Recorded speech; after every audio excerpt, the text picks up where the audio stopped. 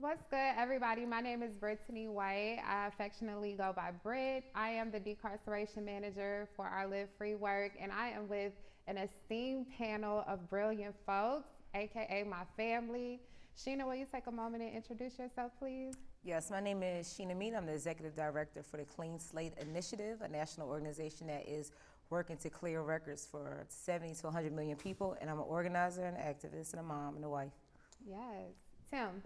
My name is Tim Cornegay. I'm currently the director of Live Free California, a statewide coalition of 20 black organizations all brought together to do work around community-based gun violence, police-sponsored gun violence, and police accountability. Hello everyone, I am Willette Benford. I am the lead decarceration organizer with Live Free Illinois, located out of Chicago. And I am also the Fully Free campaign manager, and well, not manager, Fully Free campaign director for the campaign to end permanent punishment. All right, panel. So what I'm so excited to dig into with this particular panel is I think about the time period where Live Free broke into really focusing on local decarceration work that included bail reform and some of our prosecutor races. Well, if I could start with you, knowing your story, what has always been transformative to me is you talk about how a law changed to bring you home. Everyone doesn't come home and take on a life of organizing. So could you say a little about what made you engage in a public life? Yes, when I was incarcerated for survival crime, domestic violence, and so the law changed to make that a mitigating factor. And there were numerous women that were still incarcerated that didn't benefit from that law. So I made it a point to come home to begin to organize around policy so that laws could change so other people could come home. Thank you so much. Tim, you know, your reputation just precedes you all across the country. Folks know you as an OG in California, but I love the fact that you have led so many get out the vote efforts across the state of California, particularly with our base of formerly incarcerated folks. Can you just talk a little bit about what it's like to do the work with some of the most directly impacted people in your community? Well, for me, it's not work, it's my life. So when I was on my way back from my transformation, and I don't consider myself to be formerly incarcerated, I consider myself to be a newly empowered voice. I took it upon myself to think like, how can I be as impactful on the right side as I was on the dark side? And it gave me an opportunity to like pour in individuals the way some individuals poured into me, because in the voter work that I was doing and continue to do, I always made it a proviso that I'm not working with anybody who hasn't been through the system, because individuals who've been through the system need the opportunity to prove themselves and for somebody to understand the journey that they've been on and to hand it to them. And I wanted to be that person because individuals did it for me. Sheena, you are just such a powerful voice that I look up to, and under your mentorship, I've learned so much about the importance of building state legislative power. And if you could just talk a little bit about what it's like to work with formerly incarcerated people and teach them how to advocate at a state level. Yes, so I remember when I first got involved with the Florida Rights Restoration Coalition, and Desmond asked me to work with some of the formerly incarcerated leaders or directly impacted leaders so they could transform the communities. And I told Desmond, before you could ask someone to transform the community, they gotta go through a personal transformation. And so with that, you know, I created a module to tap into your pain, to understand your purpose, to push policy that would create power. And that is what I led with the intention when I worked with the formerly incarcerated people. Tap into those pain points, those things that might have oppressed you, suppressed you, and you know, understand the purpose that you're given now, how you can impact policy and create power. And so with that, folks who dealt with issues, whether it was with food insecurity, how they could advocate on figuring out how they could secure food security in their communities. If they dealt with education issues, that was an area that they could tap into. And so just showing people how to tap into their power and their purpose and issues that they care about rather than politics. I love that. Well, this is a major milestone for me. I've been home for 7 years this past September. And as I get more distance from my release date, I'm very conscious of the fact that we have to continue to activate newly returned citizens home. So could you just talk about how your recent reintegration back into society keeps you relevant in the work? And Well, when did you come home? I came home in 2019, Yes. February of 2019, after doing over 24 years. And I was really thrust into the work, and being thrust into the work, you know, I never really stopped connecting with those that were incarcerated. They were their family. And so whenever someone comes home, you know, I bring them into the work, and I'm like, you know, if we don't do it, who's gonna do it? If we don't create the change, who's gonna create it? And a lot of women and a lot of men really want to be in this work. This work is life-changing. Being an organizer changed my life. I never thought that I would be, but it has changed my life. I'm gonna stay with you, Alette. You organize in Chicago, and Chicago is always on major media headlines with a specific narrative about Black and brown people being dangerous and enforcing narratives of public safety. What I love about doing my work in Live Free is it talks about how we give dignity to directly impacted people and how our folks were usually victims before they were criminalized. So what would you like to tell people about Chicago that doesn't make major media news?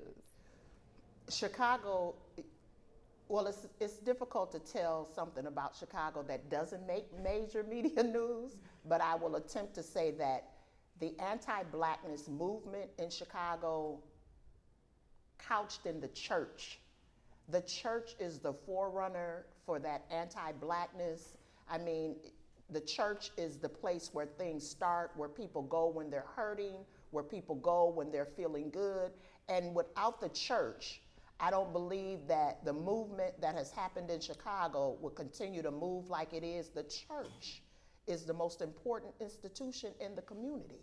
And so that is the thing that with anti-Blackness, that Black church is the one that's moving everything forward in Chicago. Y'all heard it here first. Tim, I love the fact that you are our OG, right? And so you are what we call a credible messenger in our community. Can you just talk a little bit about what it's like to balance your authenticity, your face card in the community, up against your public life? How do you get people from the community to trust you? It's difficult. It's extremely difficult, and my history in the community is what makes it difficult, because how does somebody who reached the level that I had in the street stuff, in the prison system, and all these negative spaces just all of a sudden wake up one day and say, I don't want to do that no more.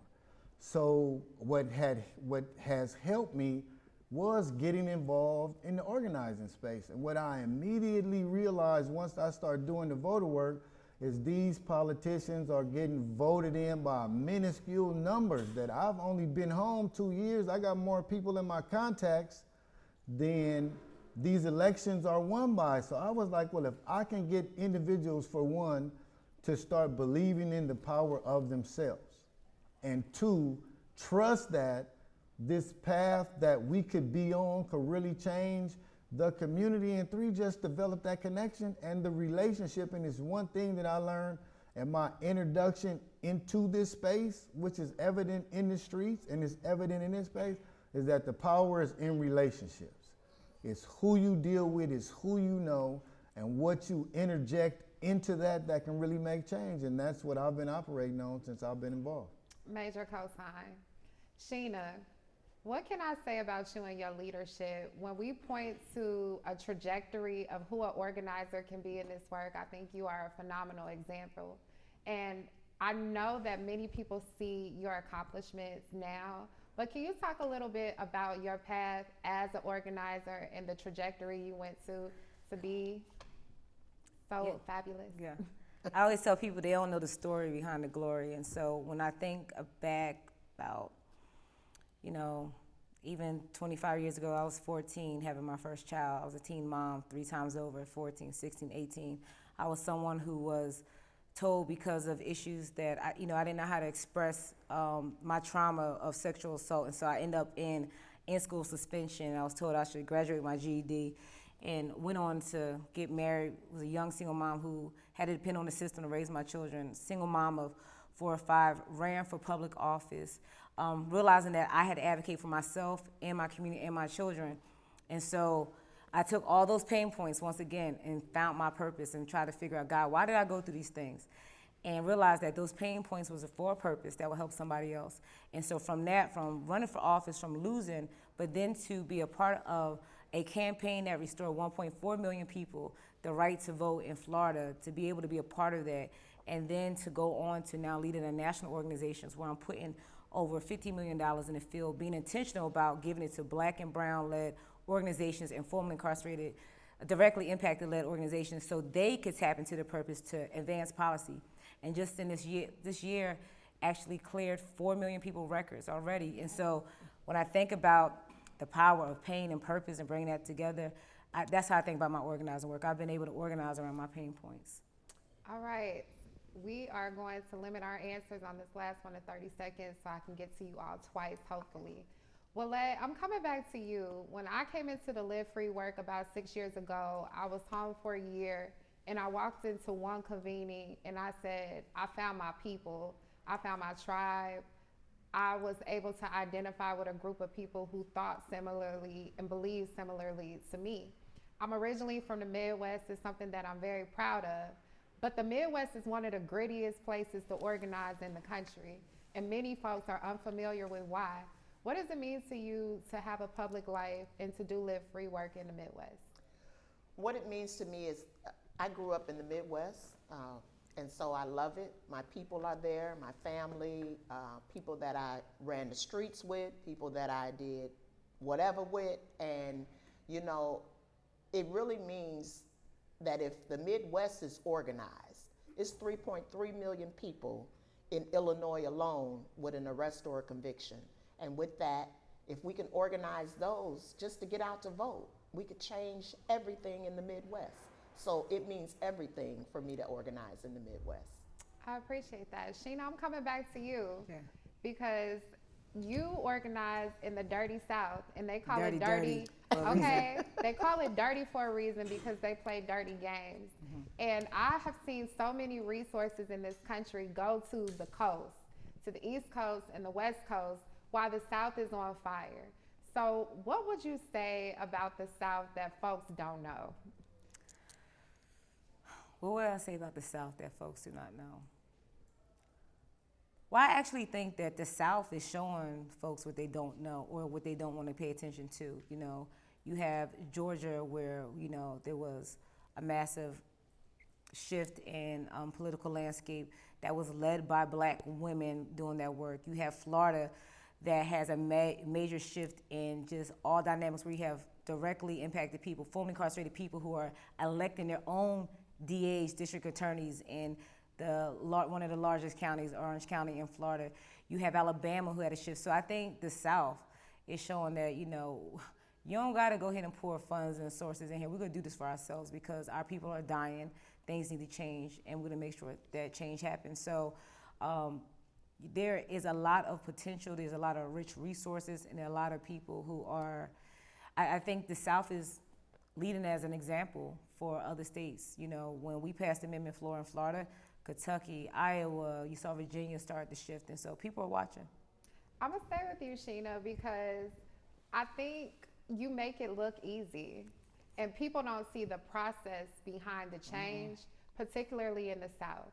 We're coming up on 2022, where a number of different governors in the South will be up for re-election. What do you think about that? You know, since I'm in around church people, I'm gonna make this sensitive. I don't wanna, you know, put the 20. So, you know, when I look at, the process is not easy, you know. It is very hard in a political environment like the South, like Florida, to even advance legislation that's gonna help people. People are so beaten and downtrodden, it's hard to even get them engaged. When you talk about voting, they're like, what about my job? When you talk about jobs, they're like, my children getting shot. So there's so many issues, but, you know, 2022 is an opportunity for people to really get involved and again tap into those pain points and advocate and just show their voices and just show up. And it's more than just showing up at the elections. It's showing up to those meetings, those commissioner meetings, to those zoning meetings, to the school board meetings, and making sure that we are being a change and that we are in the space. You know, there's plenty of space for us to engage in, and we can't just wait to the election time, because by the time we get to 22 elections, stuff been already thought out and things have already, like deals have been made. So I think this is a prime opportunity to get people, friends and families and community to, like, together and engaged on these issues. I appreciate that. Sam, I'm coming back to you because when I look at California, it just seems like a dream place where all of the issues are resolved. And so many of the laws and the changes that are made here, I hope to replicate in other places across the country. But there's a story about California that those of us who don't live here, we don't know the oppression and the challenges here. What would you say are some of the biggest challenges in California you've seen?